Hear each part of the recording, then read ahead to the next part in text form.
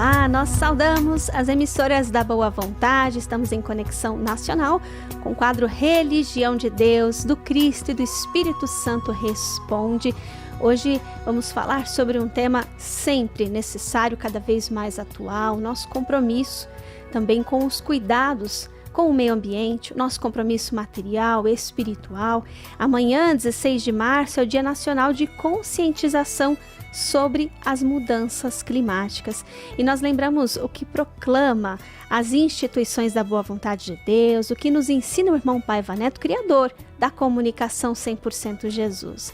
A destruição da natureza é a extinção da raça humana. Então nós vamos refletir sobre esse tema, como nós falamos, necessário, como as questões ambientais, a realidade espiritual e a nossa responsabilidade estão interligadas.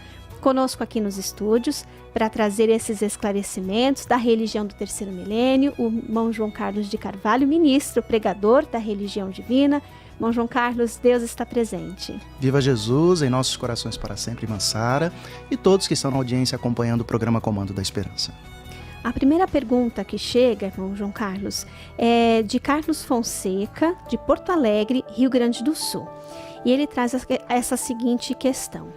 Vejo pessoas que não poupam a água na hora de lavar a calçada, que parecem não se importar, com todos os alertas que nós vemos sobre os riscos desse comportamento.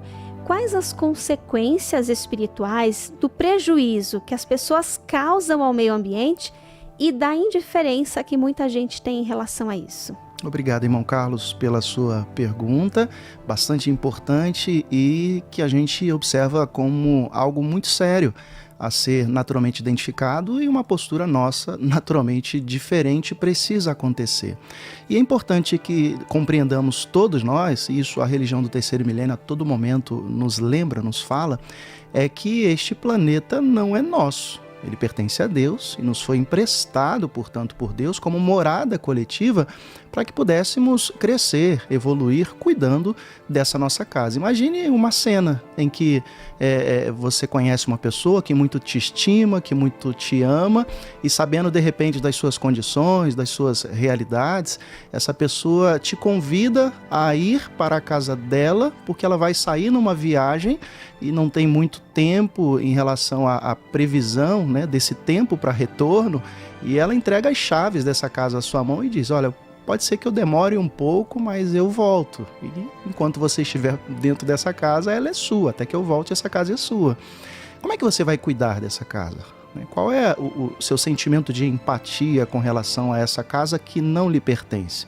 Você não vai desperdiçar água, você não vai desperdiçar luz, você não vai pisar no jardim, você não vai deixar de cuidar ali da natureza que está dentro daquela casa, você vai fazer uma manutenção mínima para que quando essa pessoa chegar, você possa lhe devolver a chave porque a casa não lhe pertence e entregar essa casa em perfeitas condições, se possível até muito melhores essas condições do que quando você encontrou essa casa. Essa é uma realidade que a gente vive observando a mesma questão em relação ao planeta. Há pessoas que não se dão conta da utilização cuidadosa, responsável com relação a todos os recursos que nos são oferecidos e que nos são colocados às mãos na nossa responsabilidade. É o mesmo o que diz respeito à questão da água. Há pessoas que se utilizam da água como se houvesse amanhã. Tomar um banho parece que o recurso é infinito, o recurso hídrico é infinito, e não é. Há uma finidade, há naturalmente uma escassez que se apresenta para todos nós em relação a esse recurso. Só para se ter uma ideia, estudos nos apontam que em 15 minutos de banho, tempo médio que leva uma pessoa com um registro mais ou menos aberto, na metade, ela gasta em torno de 135 litros de água para tomar banho. E o contraponto disso é justamente o fato de que se propõe que se reduza esse tempo para 5 minutos e que no momento que está se ensaboando possa se fechar o registro. E essa quantidade cai para 45 litros de água. Vejam só, 135 litros de água é uma quantidade absurda. são 500, não sou muito bom em exatas, mas alguma coisa próxima a 560 litros, 540 litros de água num copo, né? Aquele copo descartável, sabe? De 250 ml que você lança sobre o seu corpo. Então, se você reduz isso para esses 45 litros, você promove uma economia absurda. São 90 litros a menos, né? Ou 360 copos de 250 ml que deixam de ser desperdiçados. Observando a mesma questão de lavar a calçada, a mesma reflexão sobre os 15 minutos, uma pessoa com a mangueira ali esguichando água, ela gasta em média 280 litros de água para lavar uma calçada. É algo absurdo. Não podemos imaginar e conceber mais essa realidade. Então varra a calçada. Ah, mas não é possível, tem muita sujeira, vai fazer poeira. Sabe aquela água que sobra, né, da máquina de lavar, roupa que você lava?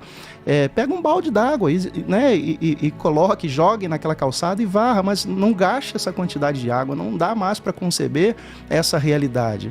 É uma questão mesmo de sobrevivência. O irmão Paiva há décadas nos lembra, Carlos e todos na audiência, já nos lembrando que uma vida valeria em pouco tempo menos que um copo d'água, que as pessoas lutariam, morreriam, matariam para um gole que seja desse líquido potável, dessa água potável. E a gente não está muito longe dessa realidade. Mas, sabe, a humanidade vive como que distraída em relação a esses compromissos que temos, aos cuidados com os recursos que são nos colocados à disposição. Para ser bem sincero, não sei nem se o termo é distração, parece que há uma espécie de uma hipnose que nos afasta da consciência responsável daquilo que a gente precisa fazer em relação à natureza.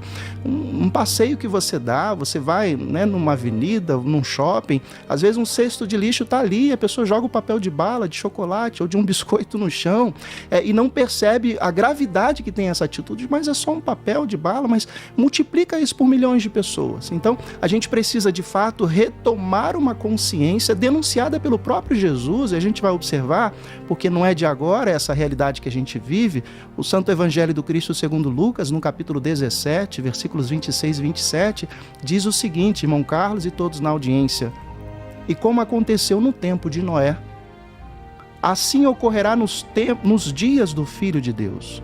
Comiam, bebiam, casavam e davam-se em casamento, até que Noé entrou na arca e veio o dilúvio e consumiu a todos. Esse é o caminho não muito diferente que a humanidade vem fazendo, vem trilhando, a distração, a hipnose que afasta todos nós dos graves compromissos, das graves responsabilidades que todos nós possuímos.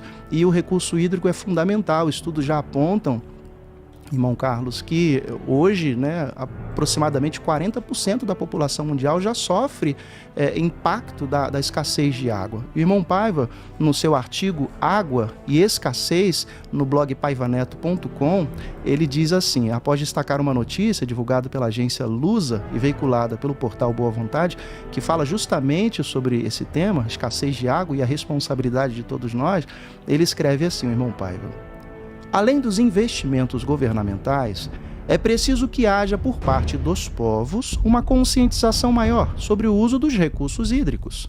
Água é vida. Sem ela torna-se impossível qualquer tipo de existência. Poluí-la é crime de lesa humanidade. Em Somos Todos Profetas, do ano de 1991, comentei que com negligência continuamos profanando-a, como se quiséssemos decretar nós mesmos a nossa morte coletiva, que acabará sobrevindo, indaga o autor.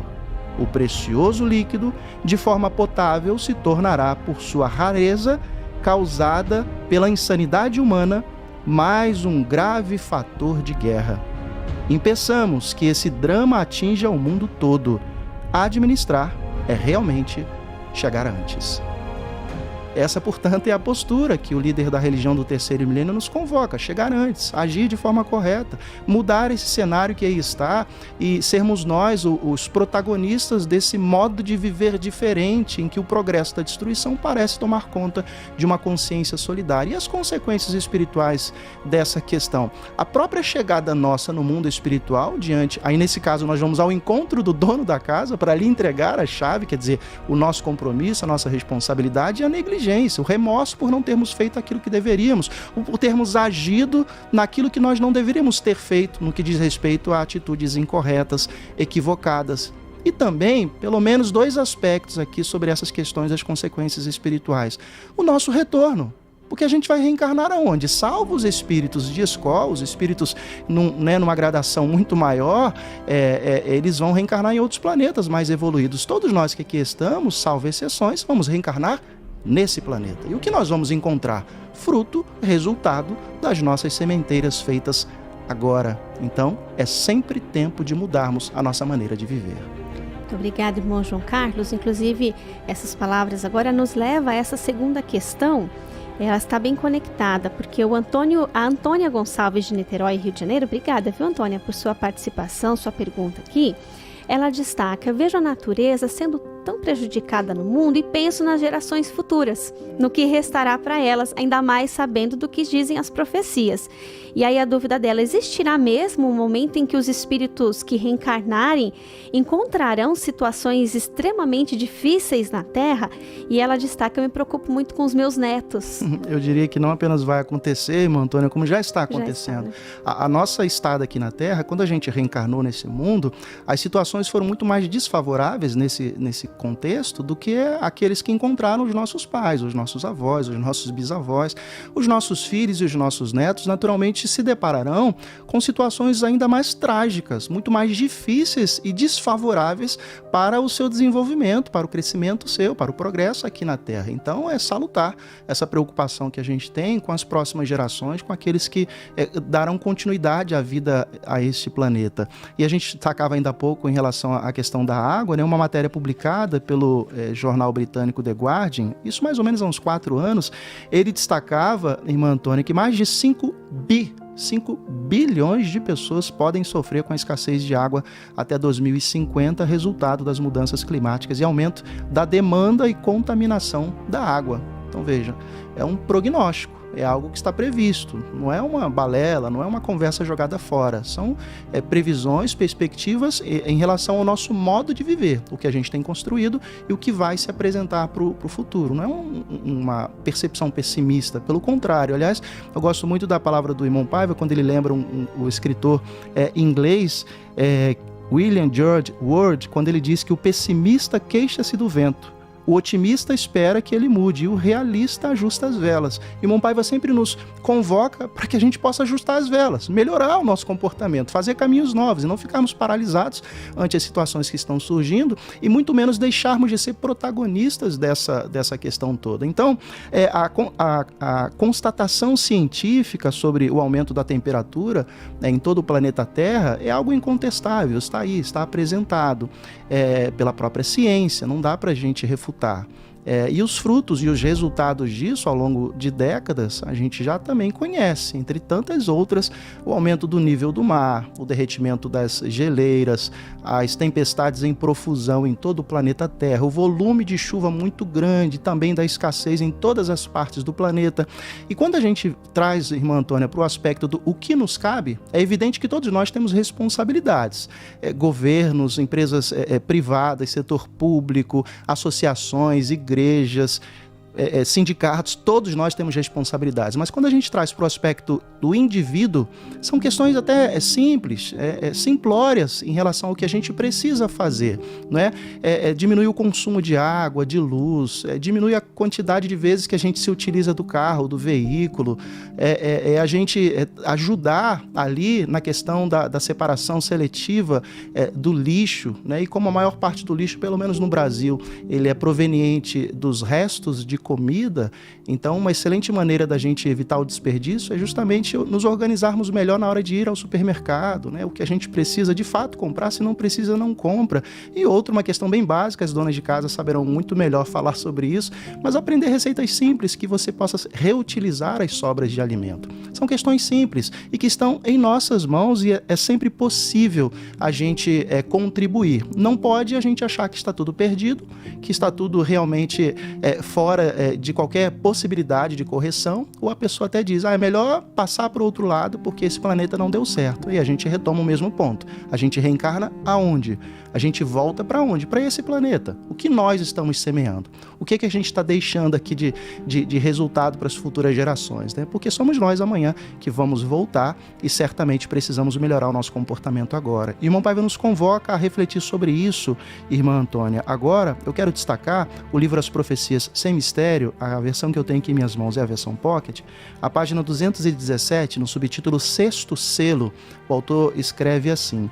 Primeiro, ele narra o Apocalipse de Jesus, segundo João, capítulo 6, versículos de 15 a 17, justamente o sexto selo, e depois tece comentários. E a passagem bíblica relata: os reis da terra, os príncipes, os grandes, os tribunos, os comandantes, os ricos, os poderosos, e todo escravo e todo livre que se esconderam nas cavernas e nos penhascos dos montes, e disseram aos montes e aos rochedos: caí sobre nós, escondei-nos da face daquele que se assenta no trono e da ira do Cordeiro de Deus, porque chegou o grande dia do furor deles. Quem poderá sobreviver? Irmão Paiva comenta: meus amigos e meus irmãos, apesar das ameaças do mundo, nada de desanimar, porque dificuldade promove criatividade. Sempre lhes estou recordando uma inspiradora meditação do grande Martinho Lutero. Se eu soubesse que amanhã seria o fim do mundo, ainda hoje plantaria a minha muda de macieira. Irmão Paiva prossegue: quando estamos com Deus, mas se verdadeiramente estamos com Ele, até o infortúnio se torna o melhor instante para criar. Irmão Paiva narra ainda o Apocalipse capítulo 2, versículo 10. Não temas as coisas que tens de sofrer. Eis que o diabo está para lançar em prisão alguns dentre vós para ser dispostos à prova. E tereis tribulações de 10 dias. Sê fiel até a morte, e eu te darei a coroa da vida. E escreve: mas se vocês, meu irmão e minha irmã, assumiram um compromisso espiritual que envolvia a felicidade de muita gente e fugiram dele, devem meditar sobre esta severa advertência do apóstolo dos gentios na sua epístola aos Gálatas, capítulo 6, versículo 7. Deus não se deixe escarnecer. Aquilo que o homem semear, isso mesmo terá de colher. Irmão Paiva finaliza: e agora é o tempo da colheita. Observem a extrema agitação da natureza, enchentes avassaladoras, secas intermináveis, precipitadoras de incêndios incontroláveis, descompasso térmico e sazonal em todo o orbe, só para citar algumas anomalias. Pode ser coincidência pura, mas que nós, seres humanos, muito a temos maltratado e provocado, temos. E assim não pode continuar, pois trata-se do suicídio da humanidade. Palavras emblemáticas, fortes e principalmente de convocação para que a gente possa mudar o quadro execrável em que a humanidade se encontra, porque não dá para apontar o dedo para A, B ou C. A gente precisa fazer uma autoanálise, uma autorreflexão sobre como temos nos comportado, o que temos feito e o que temos deixado como legado, não apenas para as futuras gerações, nossos netos, bisnetos, filhos, mas para nós mesmos, porque um dia nós vamos voltar a esse plano. Verdade. Muito obrigada, irmão João Carlos, por esses esclarecimentos. Quem nos acompanha nesse momento, se tem uma dúvida, pode mandar para a gente pelo WhatsApp 998318195, código 11. Esse foi o quadro Religião de Deus, do Cristo e do Espírito Santo Responde. Nós agradecemos mais uma vez ao ministro pregador da Religião de Deus, do Cristo e do Espírito Santo, irmão João Carlos de Carvalho. Deus está presente. Eu que agradeço a oportunidade. Viva Jesus em nossos corações para sempre.